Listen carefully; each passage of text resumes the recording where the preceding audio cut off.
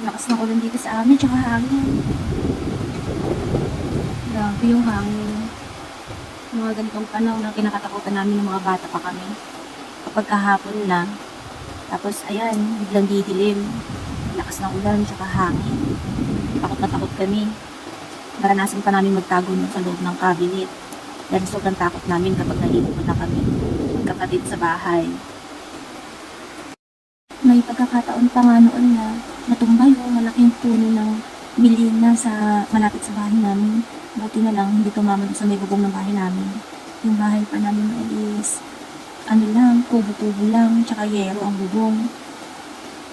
Tapos, sasabayan pa ng malalakas na kulog at kidlat.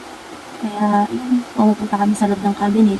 At yung cabinet namin noon is, ginawa lang na yung kahoy na tabla. Kaya, kasyang-kasya kami.